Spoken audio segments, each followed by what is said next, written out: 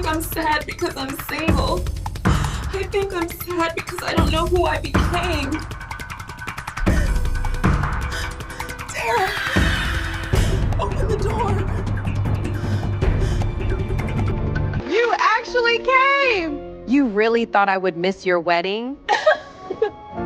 Everybody smile! This picture is going straight to Instagram! Tara, you're next door! Can all of you leave me alone, please? You've been quiet since you came. I'm just tired. Wedding rice don't defeat you already. Tara? What are you doing here? I just needed air. You sure you're okay? Yes, I am. Madam, you okay? Yeah, I think so. We're engaged. Officially a missus.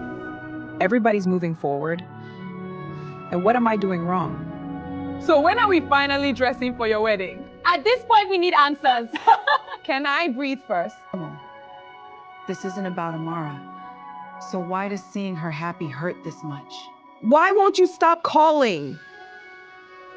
I can't do this now. I don't think I'm sad because I'm single. I think I'm sad because I don't know who I became. Tara, open the door. Why have you been ignoring me? I haven't been ignoring you. You stopped replying my texts. You stopped answering calls. You barely even look at me anymore. No, you're not. And I'm tired of pretending not to notice. You want to know the truth? Your wedding made me realize something. What? I looked around that wedding and realized everybody was becoming something. And I don't even know who I am anymore. Tara, why didn't you tell me? Because I was ashamed. After Amara left that night, the apartment became quiet again. But my mind didn't. I kept replaying everything I said, and for the first time, I heard how broken I actually sounded. I spent so much time pretending I was okay that I never noticed how far away from myself I had become. The wedding didn't create the emptiness, it exposed it, because deep down, I already knew something inside me had been missing for a long time. I stopped creating, I stopped dreaming, I stopped becoming, and eventually, I abandoned the parts of myself that once made me feel alive.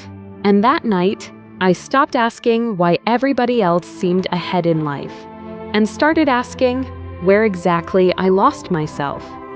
That question led me somewhere I never thought I would go. Therapy. I thought healing would feel beautiful, peaceful, easy, but honestly, it felt uncomfortable. For the first time in years, I had to sit still long enough to hear myself think, and I realized how much of my life I spent distracting myself from myself. Some therapy sessions left me emotionally exhausted. Some days, I wanted to quit completely because facing yourself is harder than pretending. But slowly, I started returning to myself, little by little, not dramatically, just honestly. I started rebuilding routines, rediscovering old parts of myself, learning how to enjoy my own company again. I didn't expect anything that day. I was just learning how to exist without rushing my healing. And then I noticed him, not in a dramatic way, just in a quiet, normal moment. Our eyes met for a second, and I looked away immediately because I wasn't ready for anything new. I told myself it meant nothing, but something about that moment stayed with me longer than it should have. He left before I did, and I remember thinking, I didn't even know his name, but for some reason, I couldn't stop thinking about him. And for the first time, being alone stopped feeling like failure. It started feeling like peace. Somewhere during all that healing, I stopped needing other people's lives to validate mine. And strangely enough, that was exactly when I met him. I stared at the message for a long time, longer than I should have. It was simple, just a reminder that I left something behind. But something about it felt different, like it wasn't just about the notebook. My mind went back to the cafe, not the coffee, him. I typed a reply, deleted it, typed again, and still said nothing. Meanwhile, he still had my notebook, and somehow, he didn't seem in a rush to return it. I didn't understand why, but I knew one thing for sure: I was going to see him again. I told myself I was only going back for the notebook, but honestly, I knew that wasn't true. I don't even know why I was nervous. It wasn't a date. It wasn't love. It was just unfamiliar hope. And then I saw him again, and strangely, he felt familiar. We talked for almost an hour, nothing dramatic, no pretending, just conversation. And for the first time in months, my laughter felt real again.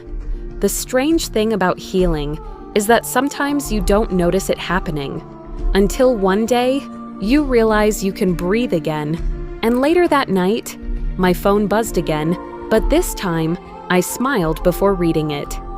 Looking back now, I realized something important. I wasn't really searching for love. I was searching for myself. For so long. I thought relationships would fix the emptiness inside me. But healing taught me something different. Love doesn't heal the parts of you that you keep abandoning. You have to meet yourself first. You have to return to yourself first. And somehow, after I stopped chasing validation, connections stopped feeling impossible. This time, I wasn't trying to lose myself inside someone else. I finally understood how to love without disappearing. She didn't lose love. She lost herself trying to understand it. But when she found herself again, she learned how to love without abandoning herself.